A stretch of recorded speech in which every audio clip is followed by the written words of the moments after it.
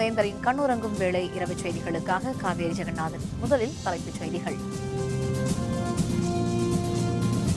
ஐக்கிய நாடுகள் பாதுகாப்பு கவுன்சிலில் இந்தியா இடம்பெற பிரிட்டன் ஆதரவு. தெரேசா மே உடனான பேச்சுவார்த்தைக்கு பிறகு பிரதமர் மோடி தகவல். ராகுல் காந்தி தலைவராக வேண்டும், காங்கிரஸ் உயர்நிலைக் குழுவில் வலியுறுத்தல். சபரிமலையில் பெண்களை அனுமதிக்க தயார், உச்சநீதிமன்றத்தில் கேரள அரசு மனு தாக்கல்.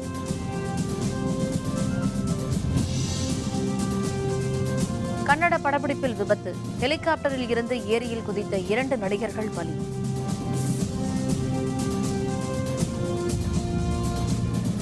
நாளை நடைபெறுகிறது அமெரிக்க அதிபர் தேர்தல் வாக்குப்பதிவு.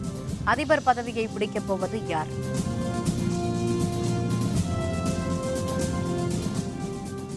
ஐநா பாதுகாப்பு கவுன்சிலில் இந்தியா நிரந்தர உறுப்பினராக பிரிட்டன் ஆதரவு அளிக்கும் என அந்நாட்டு பிரதமர் தெரேசா மே தெரிவித்துள்ளார். பிரிட்டன் பிரதமர் தெரேசா மே 3 நாள் பயணமாக இந்தியா வந்துள்ளார். முதல் வெளிநாட்டு பயணமாக இந்தியா வந்துள்ள அவர் தில்லியில் பிரதமர் மோடியை சந்தித்து பேசினார். அப்போது இருதரப்பு உறவுகள் குறித்து விவாதிக்கப்பட்டது. இரு நாடுகளிடையே வர்த்தகம் உள்ளிட்ட துறைகளில் 2 ஒப்பந்தங்கள் கையெழுத்தாகின. பின்னர் இரு தலைவர்களும் கூட்டாக செய்தியாளர்களை சந்தித்தனர்.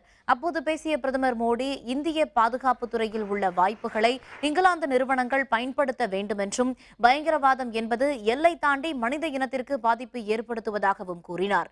எல்லை தாண்டிய பயங்கரவாதம் குறித்து இந்தியாவின் கவலையை தெரேசா மேவிடம் தாம் தெரிவித்ததாகவும் அவர் தெரிவித்தார். வர்த்தகத்தில் இரு நாடுகளும் இணைந்து செயல்பட ஒரு கூட்டுக்குழு உருவாக்க முடிவு செய்யப்பட்டுள்ளதாகவும் தெரிவித்தார். Such a group should not only focus on ways to increase trade in goods, but also on the expansion of services trade, including through greater mobility of skilled professionals. பின்னர் பேசிய பிரிட்டன் பிரதமர் தெரேசா மே, வர்த்தக தடைகளை உடைக்க இரு நாடுகளும் தீவிர முயற்சி செய்வதாகவும், பிரிட்டனுக்கு கல்வி கற்க வரும் மாணவர்களை வரவேற்பதாகவும் கூறினார். பயங்கரவாதத்தை முறியடிக்க ஆலோசனை செய்ததாகவும், இணையதள குற்றங்களை தடுப்பதிலும் இணைந்து செயல்பட இரு நாடுகளும் உறுதியாக உள்ளதாகவும் தெரேசா மே குறிப்பிட்டார். The UK will consider further improvements to our visa offer if at the same time we can step up the speed and volume of returns of Indians with no right to remain in the UK. And the UK will continue to welcome the brightest and best of Indian students. Congress கட்சி தலைவராக சோனியா காந்தி மேலும் ஓராண்டிற்கு நீடிப்பார் என கட்சியின் உயர்நிலைக் கூட்டத்தில் அறிவிக்கப்பட்டுள்ளது. காங்கிரஸ் கட்சியின் செயற்குழு கூட்டம் தில்லியில் இன்று நடைபெற்றது. உடல்நலக்குறைவு காரணமாக கட்சியின் தலைவரான சோனியா காந்தி இந்த கூட்டத்தில் கலந்து கொள்ளவில்லை. இந்த கூட்டத்திற்கு கட்சியின் துணைத் தலைவர் ராகுல் காந்தி தலைமை வகித்தார். இதில் உத்தரப்பிரதேசம், பஞ்சாப், மணிப்பூர் உள்ளிட்ட மாநில தேர்தல் மற்றும் மோடி அரசிற்கு எதிரான போராட்டங்கள் குறித்தும் இந்த கூட்டத்தில் விவாதிக்கப்பட்டது. இந்த கூட்டத்தில் முன்னாள் பிரதமர் மன்மோகன் சிங், குலாம் நபி ஆசாத், AK அந்தோனி மற்றும் திரளான கலந்து கொண்டனர். கூட்டத்தில் பேசிய ராகுல் காந்தி, தற்பொழுது ஜனநாயக குரல் நசுக்கப்படுவதாகவும், இது இப்போது ஒரு இருண்ட காலமாக திகழ்வதாகவும் குற்றம் சாட்டினார். நாடாளுமன்றத்தில் இயற்றிய சட்டங்கள் பாரதிய ஜனதா ஆளும் மாநிலங்களில் மதிக்கப்படுவதில்லை என்றும் கூறினார்.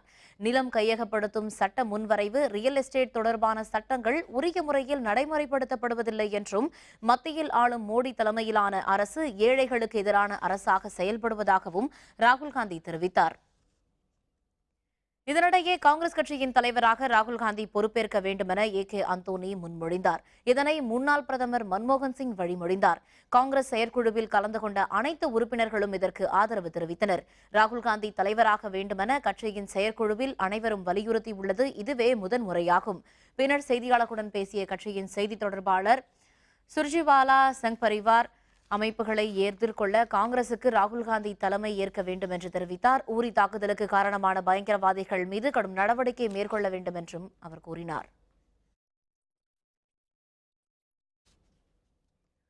சபரிமலையில் அனைத்து வயதிலுமான பெண்களை அனுமதிக்க தயார் என்று உச்சநீதிமன்றத்தில் கேரள அரசு மனு தாக்கல் செய்துள்ளது. கேரள மாநிலத்தில் உள்ள புகழ்பெற்ற சபரிமலை கோவிலில் 10 வயது முதல் 50 வயது வரை உள்ள பெண்கள் அனுமதிக்கப்படுவதில்லை. கோவில் ஆச்சாரப்படி இந்த நடைமுறை கடைபிடிக்கப்பட்டு வருகிறது. இதை எதிர்த்து கோவிலுக்குள் பெண்களை அனுமதிக்க வேண்டும் என உச்சநீதிமன்றத்தில் வழக்கு தொடரப்பட்டது. இந்த வழக்கை விசாரித்த உச்சநீதிமன்றம் கடவுள் ஆண் பெண் என்று பாகுபாடு பார்க்காத போது மனிதர்களால் உருவாக்கப்பட்ட தடை வியப்பை அளிப்பதாக தெரிவித்திருந்தது. இதுகுறித்து கேரள அரசு பதில் மனு தாக்கல் செய்ய உச்சநீதிமன்றம் உத்தரவிட்டிருந்த நிலையில் வயது வித்தியாசமின்றி அனைத்து பெண்களையும் சபரிமலை கோவிலுக்குள் அனுமதிக்க தயார் என கேரள அரசு இன்று தாக்கல் செய்த பதில் மனுவில் தெரிவித்துள்ளது. இதையடுத்து வழக்கு விசாரணை வரும் ஆண்டு பிப்ரவரி மாதம் 20ஆம் தேதிக்கு ஒத்திவைக்கப்பட்டது.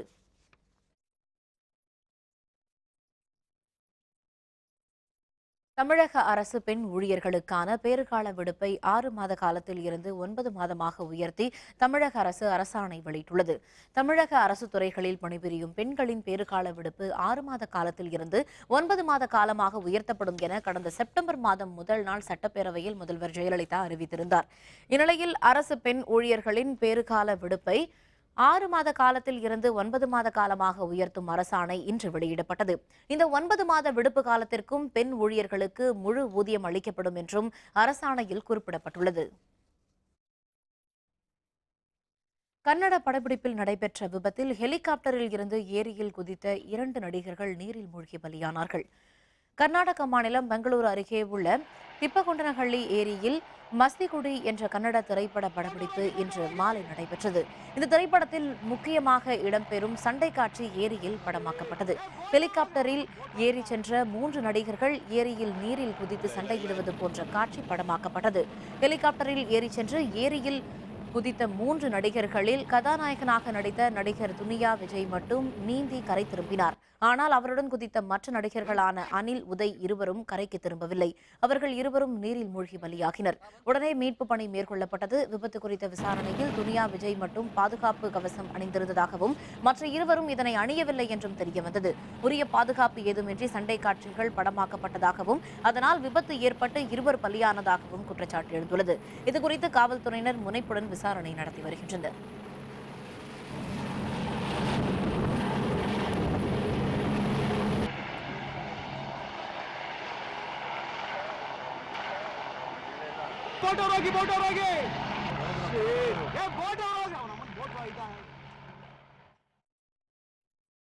தில்லியில் எப்போதும் இல்லாத அளவிற்கு காற்று மாசு அதிகரித்துள்ளதை கட்டுப்படுத்தும் வகையில் 15 ஆண்டுகளுக்கும் மேலான டீசல் வாகனங்களின் பதிவுகளை ரத்து செய்ய தில்லி மாநில அரசு முடிவெடுத்துள்ளது.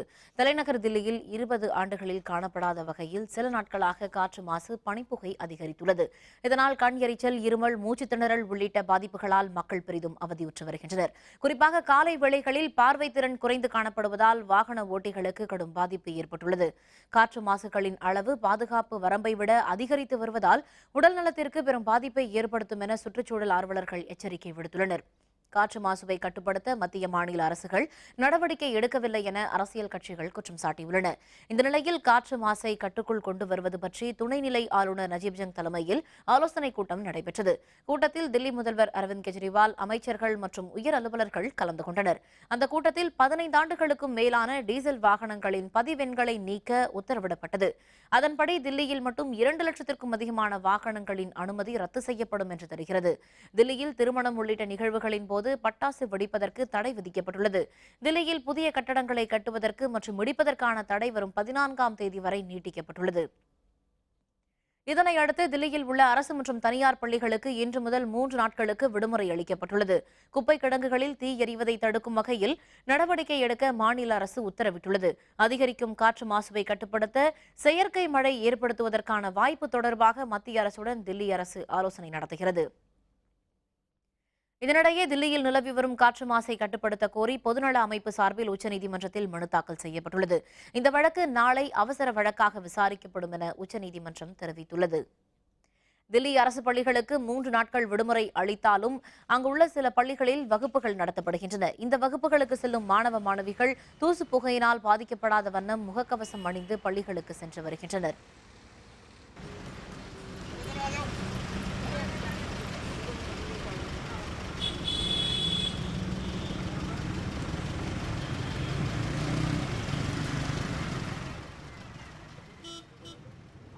இதனிடையே தில்லியில் காற்று மாசு மற்றும் தூசை குறைக்கும் வகையில் அங்குள்ள பூங்காக்களில் தண்ணீர் தெளிக்கும் பணியில் தில்லி மாநகராட்சி ஊழியர்கள் ஈடுபட்டு வருகின்றனர்.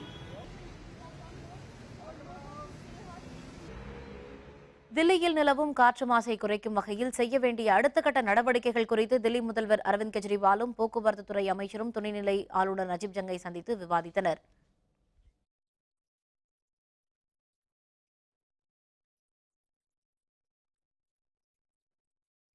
டூஜி அலைக்கற்றை ஒதுக்கீடு முறைகேடு வழக்கின் விசாரணையை டிசம்பர் 2ஆம் தேதிக்கு ஒத்திவைத்து சிபிஐ சிறப்பு நீதிமன்றம் உத்தரவிட்டுள்ளது.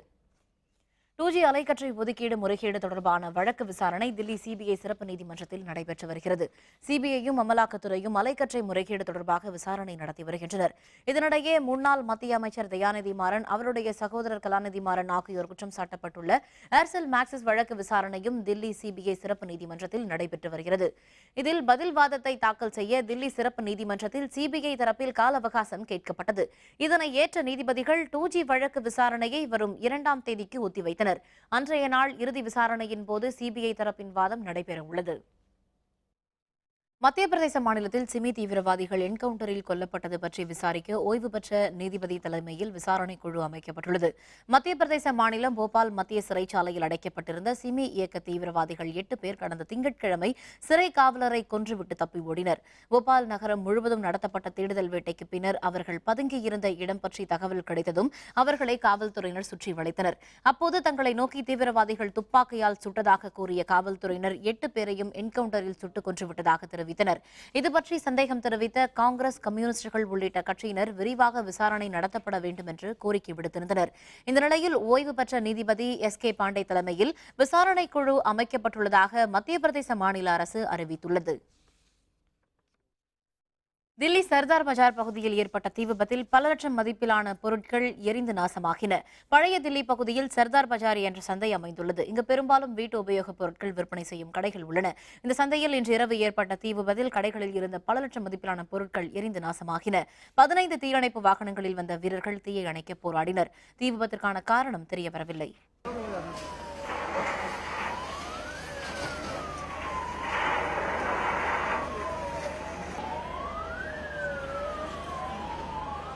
खाली है मेरा बाइक खाली है पक्का पता है तो अगर हम भी रहे तो हमें नहीं एक गाड़ी इधर से साथ देखा ना। பத்தான்கோட் தாக்குதல் சம்பவம் பற்றிய நேரடி தகவல்களை வெளியிட்டதால் NDTV தொலைக்காட்சிக்கு விதிக்கப்பட்ட ஒருநாள் தடையை மத்திய அரசு தற்காலிகமாக நிறுத்தி வைத்துள்ளது.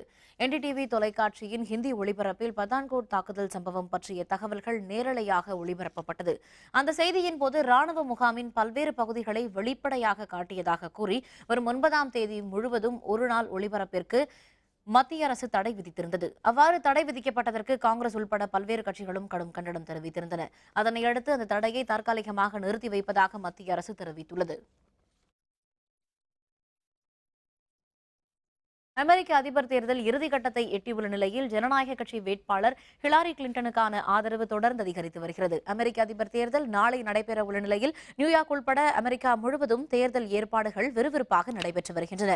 நியூயார்க் நகரில் ஜனநாயக கட்சி வேட்பாளர் ஹிலாரி, குடியரசுக் கட்சி வேட்பாளர் ட்ரம்ப் ஆகியோர் இறுதிக்கட்ட பிரச்சாரத்தில் மும்முரமாக உள்ளனர்.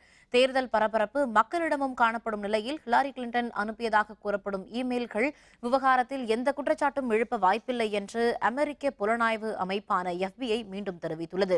அமெரிக்க வெளியுறவுத்துறை அமைச்சராக அவர் பதவி வகித்த காலத்தில் ஹிலாரி அனுப்பிய மற்றும் அவருக்கு வந்த தகவல்கள் கடந்த சில நாட்களாக 24 மணி நேரமும் ஆய்வுக்கு உட்படுத்தப்பட்டதாகவும் FBI மேலும் தெரிவித்துள்ளது. இந்த அறிவிப்பை அடுத்து ஓரளவிற்கு சரி ஆரம்பித்த ஹிலாரியின் செல்வாக்கு மீண்டும் அதிகரித்துள்ளது. இதனிடையே ராய்டர்ஸ் உள்ளிட்ட நிறுவனங்கள் இணைந்து நடத்திய புதிய கருத்து கணிப்பில் ஹிலாரிக்கு 44%, டொனால்டு டிரம்புக்கு 39% ஆதரவு இருப்பது தெரியவந்துள்ளது. ஹிலாரி கிளின்டன் வெற்றி பெற 95% வாய்ப்புள்ளதாக 2 தனியார் செய்தி நிறுவனங்களும் கருத்து தெரிவித்துள்ளன. அமெரிக்க அதிபர் தேர்தலில் ஹிலாரி கிளின்டனுக்கு ஆதரவாக ஒரு சிலரும், ட்ரம்புக்கு ஆதரவாக வேறு சிலரும் என இந்திய வாழ் வம்சாவளியினர் கருத்து தெரிவித்துள்ளனர்.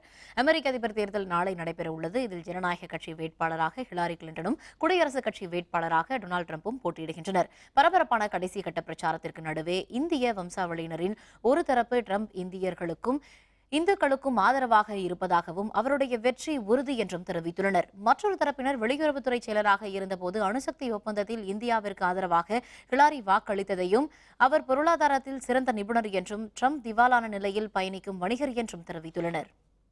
And the polling shows that Trump is pulling ahead significantly, and he's running very strong. You look at all the rallies; people are coming from all over the place, and we are quite confident of the win. She helped India to get the nuclear power deal. She voted for it. India is a secular state. So Hillary fully understands Trump has really no knowledge about India, and Hillary Clinton has promised that once I become the president, all the immigration problem which Donald Trump want to throw illegal immigrant out, she wants to legalize. She knows economy. She'll be able to create more employment for Indian Americans in this country. ஆசிரியர் அடித்ததால் மாணவருக்கு செவித்திறன் பாதிப்பு. உடற்கல்வி ஆசிரியர் பணியிடை நீக்கம். விவரம் விளம்பர இடைவேளைக்கு பிறகு.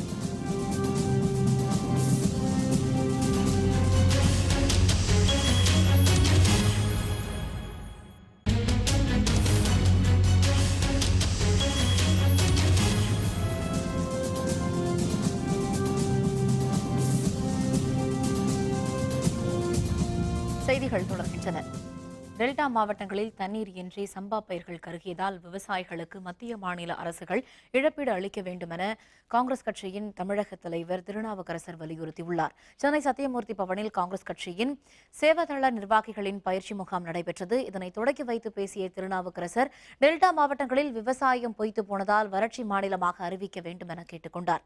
எனவே விவசாயிகளுக்கு உரிய இழப்பீடு அளிக்க வேண்டும் என மத்திய மாநில அரசுகளை அவர் வலியுறுத்தினார். உடனடியாக விவசாயிகள் வாங்கி இருக்கிற கடன்கள், அந்த கடன்களை எல்லாம் தமிழக அரசு ரத்து செய்ய வேண்டும். தமிழகத்தில் குறுவை பாதிக்கப்பட்டு விட்டது, விவசாயம் நடக்கலை.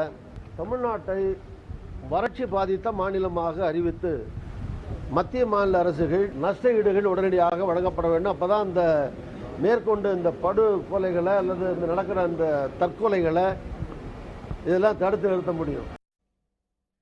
வறட்சி காரணமாக விவசாயிகள் தற்கொலை செய்து கொள்வதை தடுக்க தமிழக அரசு நடவடிக்கை மேற்கொள்ள வேண்டும் என இந்திய கம்யூனிஸ்ட் கட்சியின் மூத்த தலைவர் தா பாண்டியன் கேட்டுக் கொண்டுள்ளார்.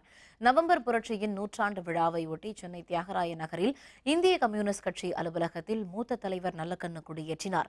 இந்த நிகழ்ச்சியில் பங்கேற்ற பின்னர் செய்தியாளர்களுடன் பேசிய தா பாண்டியன், அனைத்து நாடுகளிலும் 2 கம்யூனிஸ்ட் கட்சிகளும் ஒன்றிணைந்து செயல்படுவதைப் போல் காலதாமதமின்றி ஒன்றிணைந்து செயல்பட வேண்டும் என கூறினார். வறட்சி காரணமாக விவசாயிகள் தற்கொலை செய்து கொள்வதை தடுக்க தமிழக அரசு நடவடிக்கை மேற்கொள்ள வேண்டும் என்று அவர் கேட்டுக் கொண்டார். உடனடியாக இதை தடுப்பதற்குள்ள முயற்சியில் அரசு என்ற முறையில் அதனுடைய கடமையை துரிதப்படுத்த வேண்டும். தமிழ்நாடு முழுவதிலுமே வறட்சி நிலைத்திருக்கிறது, குடிநீர் நீருக்கு சிக்கல் வந்திருக்கிறது. அதே சமயத்தில் தினந்தோறும் மழை பெய்தால் வெள்ளம் வந்தால் என்ற மிரட்டலும் இருக்கிறது. இரண்டுக்கும் தயார் செய்ய வேண்டியது அரசு என்பதனுடைய கடமை. தமிழக முதல்வர் ஜெயலலிதா நன்றாக குணமடைந்து விட்டார் என நடிகர் பிரபு தெரிவித்தார். நடிகர்கள் பிரபு, விக்ரம் பிரபு ஆகியோர் சென்னை அப்போலோவில் சிகிச்சை பெற்று வரும் முதல்வர் ஜெயலலிதாவின் உடல்நலன் குறித்து விசாரிக்க சென்றனர். பின்னர் செய்தியாளர்களுடன் பேசிய பிரபு, முதல்வர் ஜெயலலிதா விரைவில் வீடு திரும்புவார் எனவும் தலைமைச் செயலகத்தில் தனது பணியை தொடர்வார் என்றும் தெரிவித்தார். உலகத்தில் இருக்கிற அத்தனை பேரோட என்ன பிரேயர்ஸ் தான் சொல்ல முடியும். இன்னைக்கு அம்மா இன்னைக்கு நல்லா இருக்கிறதுக்கு காரணம், கூடிய சீக்கிரம் வீட்டுக்கும் திரும்புவாங்க, வீட்டுக்கு மட்டும் இல்லை கோட்டைக்கு வருவாங்கங்கிறது தான். அந்த ஒரு சந்தோஷம். தூத்துக்குடியில் தீபாவளிக்கு முந்தைய நாள் இரவு சில கடைகள் மீது காவல்துறையினர் தாக்குதல் நடத்தியதாகவும் அவர்கள் மீது நடவடிக்கை எடுக்க வேண்டும் எனவும் வணிகர் சங்கங்களின் பேரமைப்பு புகார் அளித்துள்ளது. இதுகுறித்த புகார் மனு ஒன்றை தமிழ்நாடு வணிகர் சங்கங்களின் பேரமைப்பு தலைவர் விக்ரமராஜா நெல்லை சரக டிஐஜி தினகரனிடம் அளித்தார். பின்னர் செய்தியாளர்களுடன் பேசிய விக்ரமராஜா, புகார் மீது நடவடிக்கை எடுக்காவிட்டால் கடையடைப்பு போராட்டம் நடத்தப்படும் என்றார். மேலும் இரவு நேர கடைகளை 1 மணி வரை திறந்து வைக்க அனுமதி வழங்குவதுடன் காவல்துறையினர் உரிய பாதுகாப்பு வழங்க வேண்டும் எனவும் வேண்டுகோள் விடுத்தார். 1 மணி வரை கடை திறப்பதற்கு அனுமதி வேண்டும். இது அனுமதி மட்டுமல்ல, எங்களுக்கு பாதுகாப்பும் முழுமையாக தரப்பட வேண்டும். வியாபாரிகளை அத்துமீறி தாக்குவது இனி வருங்காலத்தில் எந்த இடத்திலும் இருக்கக்கூடாது என்பதை நாங்கள் தெளிவுபடுத்துகிறோம். ஜல்லிக்கட்டு நடத்த நடவடிக்கை எடுக்காவிட்டால் தமாக சார்பில் மத்திய அரசு அலுவலகங்கள் மற்றும் பாரதிய ஜனதா கட்சி அலுவலகங்களை முற்றுகையிட்டு போராட்டம் நடத்தப்படும் என்று தமாக மாநில இளைஞரணி தலைவர் யுவராஜா தெரிவித்துள்ளார். புதுக்கோட்டை தமிழ் மாநில காங்கிரஸ் அலுவலகத்தில் நடைபெற்ற உறுப்பினர் சேர்க்கைக்கு பின்னர் செய்தியாளர்களுடன் பேசிய அவர், காவிரியில் இருந்து தமிழகத்திற்கு கிடைக்க வேண்டிய தண்ணீரை கர்நாடக மாநில காங்கிரஸ் அரசு மறுத்துவிட்டதாக தெரிவித்தார். அதற்கு மத்திய அரசு உடந்தையாக இருப்பதாகவும் அவர் மேலும் தெரிவித்தார்.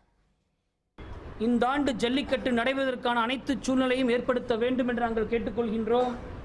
இல்லை என்றால் நாங்கள் ஏற்கனவே கூறியது போல விரைவிலே தமிழ் மாநில காங்கிரஸ் இளைஞரின் சார்பாக மத்திய அரசினுடைய அலுவலகங்களுக்கு முன்பும் பாஜகவினுடைய அலுவலகங்களுக்கு முன்பும் மிகப்பெரிய ஒரு முற்றுகை போராட்டத்தை நாங்கள் நடத்துவோம். அரவக்குறிச்சி பேரவைத் தேர்தலில் வேட்பாளர்களுக்கான தேர்தல் செலவினங்கள் பற்றிய ஆலோசனைக் கூட்டத்தில் பல்வேறு கட்சிகளின் பிரதிநிதிகள் கலந்து கொண்டனர். அரவக்குறிச்சி சட்டப்பேரவை தொகுதிக்கான தேர்தலில் சுயேட்சைகள் உட்பட 39 வேட்பாளர்கள் போட்டியிடுகின்றனர். வரும் 19ஆம் தேதி வாக்குப்பதிவு நடைபெறவிருக்கும் நிலையில் வேட்பாளர்களின் தேர்தல் செலவினங்கள் பற்றிய ஆலோசனைக் கூட்டம் அரவக்குறிச்சி வட்டாட்சியர் அலுவலகத்தில் நடைபெற்றது.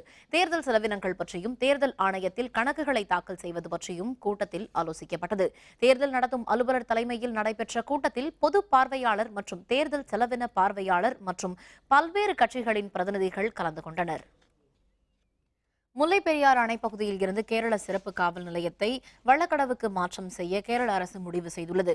முல்லைப் பெரியாறு அணையின் பாதுகாப்பு பணியில் கேரள காவல்துறையினர் ஈடுபட்டு வரும் நிலையில் அங்கு வனத்துறைக்கு சொந்தமான கட்டடத்தில் கேரள சிறப்பு காவல் நிலையம் செயல்பட்டு வருகிறது. கடந்த பிப்ரவரி மாதம் முதல் செயல்பட்டு வரும் இந்த கட்டடத்தை வள்ளக்கடவு பகுதிக்கு இடமாற்ற கேரள அரசு முடிவு செய்துள்ளது. ஏற்கனவே 20 சென்ட் நிலம் ஒதுக்கப்பட்டுள்ள நிலையில் கட்டடம் கட்ட தொடங்குவதற்கான வரைபடத்தை பீர்மேடு எம்எல்ஏ பிஜிமோல் காவல்துறையினரிடம் வழங்கினார். விரைவில் புதிய கட்டடம் கட்டப்படும் பணிகள் தொடங்கப்பட உள்ளது. சென்னை உயர்நீதிமன்றத்திற்கான மத்திய தொழிலக பாதுகாப்பு படையினரின் பாதுகாப்பை மேலும் ஓராண்டிற்கு நீட்டித்து தலைமை நீதிபதி தலைமையிலான அமர்வு உத்தரவிட்டுள்ளது. சென்னை உயர்நீதிமன்ற வளாகத்தில் நடைமுறையில் இருக்கும் மத்திய தொழிலக பாதுகாப்பு படையினரின் பாதுகாப்பு வரும் 15ஆம் தேதியுடன் நிறைவடைகிறது. இந்த நிலையில் மத்திய தொழிலக பாதுகாப்பு படையினரின் பாதுகாப்பை மேலும் ஓராண்டிற்கு நீட்டித்து தலைமை நீதிபதி தலைமையிலான அமர்வு உத்தரவு பிறப்பித்துள்ளது. அதனையடுத்து தொழிலக பாதுகாப்பு படையினரின் பாதுகாப்பு வரும் 2017ஆம் ஆண்டு நவம்பர் மாதம் வரை நீட்டிக்கப்பட்டுள்ளது. ரஷ்ய புரட்சியின் 100ஆண்டு விழாவையொட்டி தஞ்சாவூர் பழைய பேருந்து நிலையம் பகுதியில் கம்யூனிஸ்ட் இயக்கங்கள் சார்பில் தொழிலாளர்களுக்கு மரியாதை செலுத்தப்பட்டது. செருப்பு தைப்பவர், பூ விற்பவர் மற்றும் கூலி தொழிலாளர்களுக்கு இனிப்பு வழங்கியும் பொன்னாடை போர்த்தியும் சிறப்பு செய்யப்பட்டது. இந்த நிகழ்ச்சியில் திரளானோர் கலந்து கொண்டனர். சாதாரண உழைக்கும் மக்களுடைய வாழ்க்கை மேம்படுவதற்கு எல்லாரும் சேர்ந்து நின்று போராடி இந்த நாட்டில் மிகப்பெரிய மாற்றத்தை கொண்டு வரணும். கார்ப்பரேட்டுகளின் அட்டூழியங்களை, அவருடைய ஆதிக்கத்தை தடுத்து நிறுத்த வேண்டும் என்பதுதான் இந்த நாளில் எல்லாரும் ஏற்றுக்கிற உறுதிமொழியாக இருக்கணுங்கிறது. சென்னை குடிநீருக்காக கிருஷ்ணா நதியில் இருந்து ஆந்திரம் தண்ணீர் திறந்துவிட்டிருந்த நிலையில் நீர் திறப்பை நிறுத்தியுள்ளது. சென்னை மக்களின் தாகம் தீர்க்கும் பூண்டி, புழல், சோழவரம், செம்பரம்பாக்கம் ஏரிகளின் நீர்மட்டம் தற்பொழுது வேகமாக குறைந்து வருகிறது. கிருஷ்ணா நதியில் இருந்து ஆண்டுதோறும் ஜூலை முதல் அக்டோபர் வரை 8 TMC தண்ணீரை சென்னை குடிநீருக்காக திறந்துவிட வேண்டும் என்ற தெலுங்கு கங்கா ஒப்பந்தப்படி தண்ணீர் திறக்கப்பட்டு வந்தது. அதன்படி கடந்த அக்டோபர் மாதம் 10ஆம் தேதியில் இருந்து கிருஷ்ணா நதியில் இருந்து தண்ணீர் திறக்கப்பட்டது. வினாடிக்கு 200 கன அடி என்ற அளவில் திறக்கப்பட்ட தண்ணீர் படிப்படியாக உயர்த்தப்பட்டு வினாடிக்கு 1300 கன அடி வரை திறக்கப்பட்டது. இந்த நிலையில் ஆந்திர விவசாயிகள் மோட்டார்கள் மூலம் தண்ணீரை திருடுவதாக எழுந்த புகாரை அடுத்து தண்ணீர் திறப்பை ஆந்திரம் நிறுத்தியுள்ளது. 0.35 TMC தண்ணீர் மட்டுமே 0 வந்தடைந்ததாக தமிழக பொதுப்பணித்துறை தெரிவித்துள்ளது. சென்னை கலங்கரை விளக்கம் அருகே ஹெல்மெட் அணியாமல் வாகனத்தில் சென்றவரை காவலர் சட்டையை பிடித்து இழுத்ததில் நேரிட்ட விபத்தில் 2 படுகாயமுற்றனர். சென்னை அரும்பாக்கம் டிஜி வைஷ்ணவா கல்லூரி மாணவர்கள் ஆய்வறிக்கை தொடர்பான பணிகளை முடித்துவிட்டு 6 பேர் கூட்டாக கடற்கரை சாலை வழியாக சென்றனர். அப்போது ஹெல்மெட் அணியாமல் மோட்டார் சைக்கிளில் சென்ற அவர்களை பிடிக்க காவலர் ஒருவர் முயன்றபோது நிலை தடுமாறி விழுந்ததில் சூளையைச் சேர்ந்த மோஹித், கெல்லிஸைச் சேர்ந்த புவன்குப்தா ஆகிய மாணவர்கள் படுகாயமுற்றனர். இவர்கள் இருவரும் அருகில் உள்ள தனியார் மருத்துவமனையில் சிகிச்சைக்காக அனுமதிக்கப்பட்டுள்ளனர். மேலும் இந்த விபத்தில் வாகனத்தை தடுத்து நிறுத்த முயன்ற காவலர் சாம் வெஸ்லி தாமஸும் படுகாயமுற்றார். கால் முறிந்த நிலையில் அவர் சென்னை ராஜீவ்காந்தி அரசு பொது மருத்துவமனையில் அனுமதிக்கப்பட்டுள்ளார். இதனிடையே காவல்துறையினரின் செயலை கண்டித்து கலங்கரை விளக்கம் அருகே சாலை மறியல் நடைபெற்றது. இதனால் அந்த பகுதியில் சிறிது நேரம் போக்குவரத்து பாதிக்கப்பட்டது. லைட் ஹவுஸ்லேருந்து வந்திருந்தோம். 2 போலீஸ்கார் இங்கேருந்து வந்தாங்க தெரியல. விவர் 50 ஸ்பீடில் இருந்தோம். கார்னர்லேருந்து அப்படியே மிடில் ஆஃப் த ரோடு வந்து இப்படி பண்ணுறாங்க 2 போலீஸ்கார் இடிக்க முடியாது. அதுதான் சைடில் எடுத்தோன்னா சைட்லேயும் வந்துட்டாங்க. அவன் வந்து கீழே வந்துட்டான். அப்போது வந்து அன்கான்ஷியஸ். 6 ஃப்ரெண்ட்ஸ், காலேஜ் ஃப்ரெண்ட்ஸ், இது ப்ராஜெக்டாக போயிருந்தோம். லைக் ஐசியூவில் அட்மிட் பண்ணியிருக்காங்க. I don't know what further step. Cuddalore மாவட்டம் பண்ருட்டி அருகே கடல் தவளை எனப்படும் அரிய வகை மீன் சாப்பிட்ட ஒரே குடும்பத்தைச் சேர்ந்த 6 பேருக்கு வாந்தி மயக்கம் ஏற்பட்டது. ஒருவர் பலியானார். பண்ருட்டி அருகே உள்ள குடுமியான்குப்பம் பகுதியில் நேற்று விற்பனை செய்யப்பட்ட கடல் தவளை எனப்படும் அரிய வகை மீனை நாராயணசாமி என்பவர் தமது வீட்டிற்கு வாங்கிச் சென்றுள்ளார். அதனை சமைத்து நேற்றிரவு குடும்பத்தினர் அனைவரும் சாப்பிட்டுள்ளனர். மீனின் கருமுட்டை பகுதியை மட்டும் தனியாக சமைத்து சாப்பிட்டுள்ளனர். சிறிது நேரத்தில் அனைவரும் வாந்தி எடுத்து மயக்கமடைந்தனர். அருகில் உள்ள ஆரம்ப சுகாதார மையத்திற்கு அழைத்துச் சென்றபோது மருத்துவர் இல்லாததால் பண்ருட்டி அரசு மருத்துவமனைக்கு அழைத்துச் சென்றுள்ளனர். அங்கு செவிலியர் முதலுதவி அளித்த பின்னர் கடலூர் அரசு மருத்துவமனைக்கு அழைத்துச் சென்றனர். அங்கு சிகிச்சை பலனில்லாமல் பெருமாள் என்பவர் பலியானார். மற்றவர்களில் சிலர் விழுப்புரம் அரசு மருத்துவமனையிலும் மேலும் சிலர் புதுச்சேரி மகாத்மா காந்தி மருத்துவமனையிலும் அனுமதிக்கப்பட்டுள்ளனர். கடலூரில் ஆசிரியர் அடித்ததால் மாணவரின் செவித்திறன் பாதிக்கப்பட்டது. இது தொடர்பாக உடற்கல்வி ஆசிரியரை பள்ளிக்கல்வித்துறை இடைநீக்கம் செய்து உத்தரவிட்டுள்ளது. கடலூர் சோனாங்குப்பத்தைச் சேர்ந்த மாணவர் பிரதாப் அங்குள்ள நகராட்சி மேல்நிலைப் பள்ளியில் 10ஆம் வகுப்பு படித்து வருகிறார். இவர் கடந்த 3ஆம் தேதியன்று பள்ளிக்கு சீருடை அணிந்து வராததை கண்டித்து பள்ளியின் உடற்கல்வி ஆசிரியர் பாக்ஷா மாணவர் பிரதாப்பை கன்னத்தில் அடித்ததாக கூறப்படுகிறது. இதில் பிரதாப்பின் செவித்திறன் பாதிக்கப்பட்டது. இன்று கடலூர் அரசு மருத்துவமனைக்கு தனது மகனை பரிசோதனைக்கு அழைத்து வந்த தாய் பிரவீனா தனது மகனுக்கு நேர்ந்த கொடுமைக்கு நியாயம் கிடைக்க வேண்டும் என்றார். ஏன்டா என்ன தப்பு செஞ்சேன்னு கேட்கல, நான் கலர் பெயிண்ட் போட்டு வந்ததுக்காக என்னை அடிச்சுட்டாருமா சொன்னான். ஒரு காது டாக்டரை போய் பார்த்தோன்னே அவங்க என்ன சொன்னாங்கன்னா, காதில் வந்து அடித்த வேகத்துக்கு காது கேட்காம இருக்கு, வேற எதுவும் ஃபால்ட் இல்லைன்னு சொல்லிட்டாங்க. இன்னைக்கு என் பிள்ளைக்கு லைஃப் இருக்கு, அந்த லைஃப் இவங்க திருப்பி தரணும். அதான் நான் கேட்குற கேள்வி. இதே இன்னைக்கு இவனுக்கு நடந்தது இன்னும் மேலே எந்த பிள்ளைக்கும் நடக்கக்கூடாது. காஞ்சிபுரம் மாவட்டம் உத்தரமேரூர் அருகே இருசக்கர வாகனம் மீது அரசு பேருந்து மோதிய விபத்தில் பள்ளி மாணவர் ஒருவர் பலியானார்.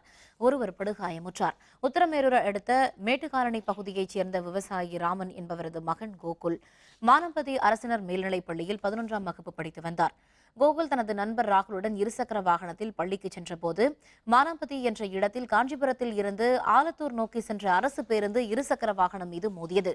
இதில் கோகுல் அந்த இடத்திலேயே பலியானார். படுகாயமுற்ற ராகுல் செங்கல்பட்டு அரசு மருத்துவமனையில் சிகிச்சைக்காக அனுமதிக்கப்பட்டுள்ளார். இதனிடையே அந்த பகுதியில் சாலை மறியலில் ஈடுபட்டவர்களுடன் காவல்துறையினர் பேச்சுவார்த்தை நடத்தினர். உரிய நடவடிக்கை எடுப்பதாக உறுதியளித்ததன் பேரில் அவர்கள் கலைந்து சென்றனர்.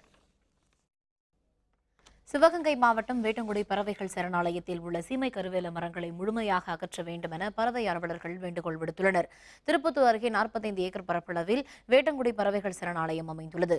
இங்கு அரிய வகை பறவைகளான பூநாரை, நரையான், வெள்ளை அரிவாள் மூக்கன் உள்ளிட்ட உள்நாட்டு மற்றும் வெளிநாட்டு பறவைகள் அதிக அளவில் வருவது வழக்கம். ஆனால் கடந்த சில ஆண்டுகளாக இங்குள்ள ஏரியில் சீமை கருவேல மரங்கள் அதிக எண்ணிக்கையில் வளர்ந்ததால் இப்பகுதியில் தண்ணீர் வற்றியது. இதனால் பறவைகளின் வருகையும் பெருமளவில் குறைந்தது. பொலிவிழந்து காணப்படும் சரணாலயத்தை சீரமைக்கும் பணியை தொடங்கியுள்ள மதுரை இயற்கை பாதுகாப்பு நிறுவனம் மற்றும் மதுரை பல்கலைக்கழகம் கருவேல மரங்களை அகற்றும் முயற்சியை தொடங்கியுள்ளது. கருவேல மரங்களை முழுமையாக அகற்றினால்தான் சரணாலயத்தில் தண்ணீர் அதிக அளவு தேங்கியிருக்கும் என்று கூறும் இயற்கை ஆர்வலர்கள் மீண்டும் கருவேல மரங்கள் வளராமல் தடுக்க வனத்துறை உரிய நடவடிக்கை எடுக்க வேண்டும் என வேண்டுகோள் விடுத்துள்ளனர். பறவைகள் வருகை ரொம்ப கம்மியாக இருக்குது. கிட்டத்தட்ட பறவைகளே இல்லைன்னு சொல்லலாம். வந்தால் போர்டை தான் பார்த்துட்டு இருக்கோம். அந்தளவுக்கு ஏன் இருக்குன்னா, இங்கே சீமக்கருவேல மரங்கள் நிறையா இருக்குது. நாட்டு கருவேல மரங்களில் தான் பறவைகள் தங்குது, கூடு கட்டி தங்குது. ஆனால் சீமக்கருவேல மரங்கள் நீரை வந்து அதிகமாக உறிஞ்சி கண்மாயினுடைய நீர் வளத்தையும் குறைக்குது. இதெல்லாம் வெளி உலகத்துக்கு சொல்கிறதுக்கும் விழிப்புணர்வு ஏற்படுத்துறதுக்கும் சீமக்கருவேல மரங்களை அகற்றுறதுக்காக 40-50 பேர் வந்திருக்கோம். இந்த பறவைகள் வந்து ஆகஸ்ட் மாதத்தில் வந்து கண்டிப்பாக மழை பெய்ந்த உடனே வந்துடுது. கிட்டத்தட்ட ஒரு 20,000-30,000 பறவைகள் வந்து இங்கே வந்து வசித்து ஒரு 3 மாத காலமாக முட்டையிட்டு குஞ்சு பொறிச்சு மறுபடியும் அந்த சீசன் முடிஞ்ச உடனே ஒரு 3 மாதம் கழித்து திருப்பி இந்த நாட்டுக்கு அந்த பறவை பறந்து போயிருக்கு. இந்த ஆண்டு வந்து ஆகஸ்ட் மாதம் வந்துச்சு, ஒரு 2000 பறவைக்கு நெருக்கி வந்துச்சு. இந்த கம்மாயில் தண்ணி இல்லாத காரணத்தினாலையும் திரும்பி மறுபடியும் ரிட்டர்ன் ஆகி போயிடுச்சு.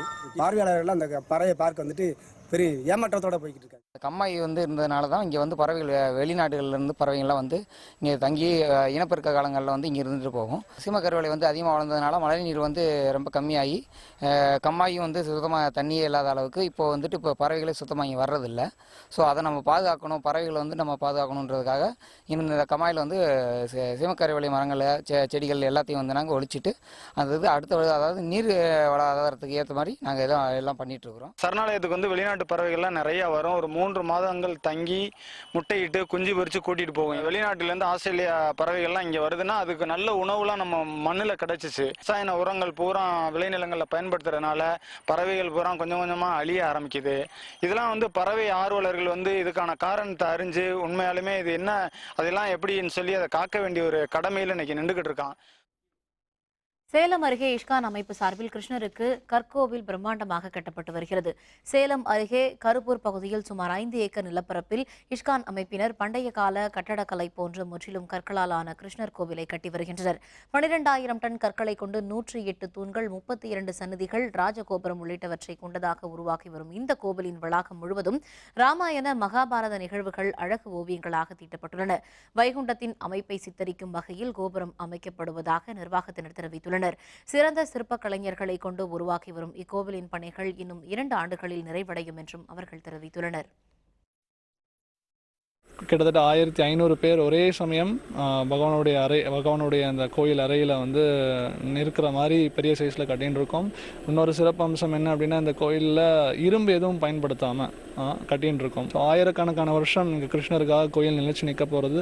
இது சேலம் மட்டும் இல்லாமல் எல்லா தமிழ்நாட்டுக்கே இது வந்து பெரிய வரப்பொக்கிஷமாக இருக்கும். கோயிலை சுற்றி கிட்டத்தட்ட 64 கிருஷ்ணனுடைய லீலைகளை நம்ம வெளிக்காட்டுற மாதிரி நம்ம வந்து கற்கள்லேயே செதுக்கி வச்சுருக்கோம்.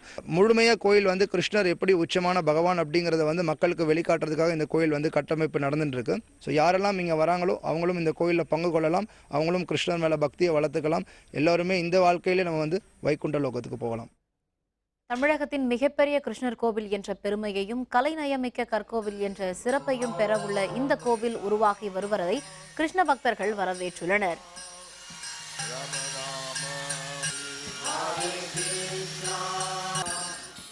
சேலம் அப்படின்னாவே இஷ்கான் கோயில் அப்படிங்கிற ஞாபகம் வர மாதிரி பெரிய கோயிலாக வரும்னு எதிர்பார்க்குறோம்.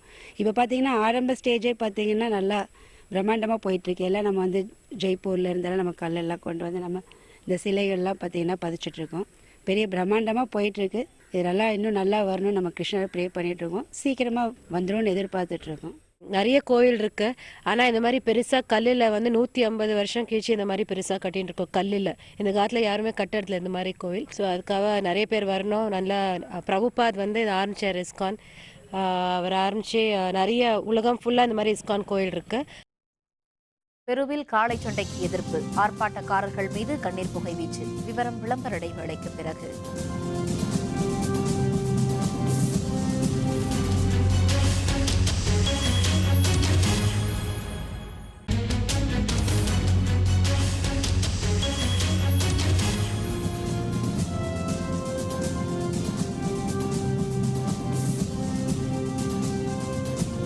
செய்திகள் தொடர்கின்றன. இனி அயலக செய்திகள்.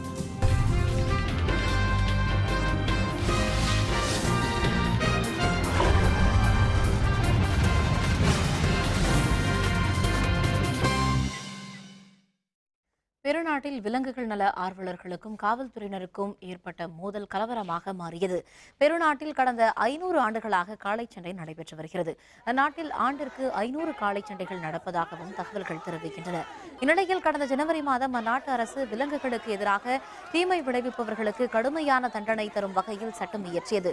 அந்நாட்டில் உள்ள விலங்குகள் நல ஆர்வலர்கள் காளைச்சண்டைக்கு எதிராக அவ்வப்போது ஆர்ப்பாட்டம் நடத்தி வருகிறார்கள். இந்நிலையில் அந்நாட்டு தலைநகர் லிமாவில் அற்புதங்களின் கடவுள் என்ற பெயரில் நடைபெறும் ஆண்டு விழாவில் பங்கேற்க ஸ்பெயினில் இருந்து காளைகள் கொண்டு வரப்பட்டன. காளைச்சண்டைக்கு எதிர்ப்பு தெரிவித்து விலங்குகள் நல ஆர்வலர்கள் ஆர்ப்பாட்டத்தில் ஈடுபட்டனர். குதிரைகள் மேல் அமர்ந்து வந்த காவல்துறையினர் ஆர்ப்பாட்டக்காரர்களை தடிகளால் தாக்கியும் கண்ணீர் புகை குண்டுகளை வீசியும் விரட்டி அடித்தனர். இதில் பலர் காயமடைந்தனர். இந்த மோதலால் அந்த இடமே போர்க்களம் போல காட்சியளித்தது.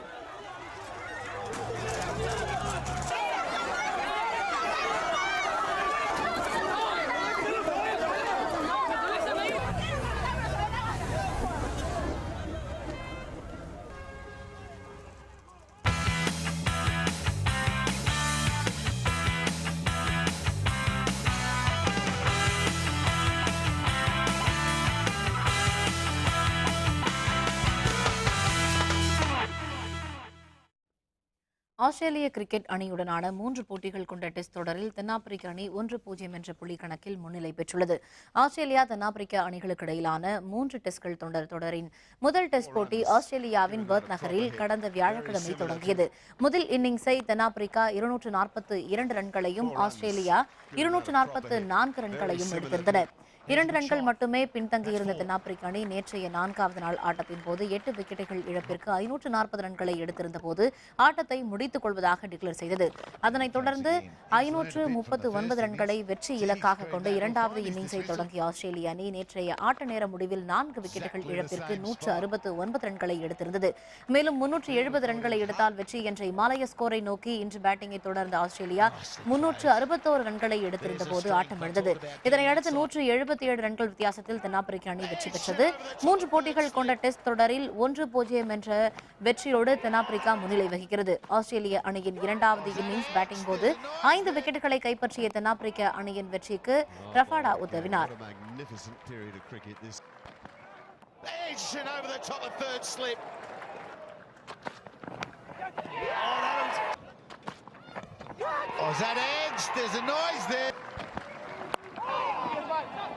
Good delivery. The facts are that Australia need 307 to win it, and the South Africans need to take 6 wickets to go 1 up in the 3-match series. We're with you at 12:30 Eastern Time. மீண்டும் தலைப்புச் செய்திகள். ஐக்கிய நாடுகள் பாதுகாப்பு கவுன்சிலில் India இடம்பெற Britain ஆதரவு. Teresa மேவுடனான பேச்சுவார்த்தைக்கு பிறகு பிரதமர் மோடி தகவல். ராகுல் காந்தி தலைவராக வேண்டும், காங்கிரஸ் உயர்நிலைக் குழுவில் வலியுறுத்தல். சபரிமலையில் பெண்களை அனுமதிக்க தயார், உச்சநீதிமன்றத்தில் கேரள அரசு மனு தாக்கல். கன்னட படப்பிடிப்பில் விபத்து, ஹெலிகாப்டரில் இருந்து ஏரியில் குதித்த 2 நடிகர்கள் பலி. நாளை நடைபெறுகிறது அமெரிக்க அதிபர் தேர்தல் வாக்குப்பதிவு. அதிபர் பதவியை பிடிக்கப் போவது யார்? இத்துடன் வேந்தரின் கண்ணுறங்கும் வேளை இரவு செய்திகள் நிறைவடைந்தன. மீண்டும் நாளை காலை 8 மணிக்கு இளங்கதிர் காலை செய்திகளில் சந்திப்போம். வணக்கம்.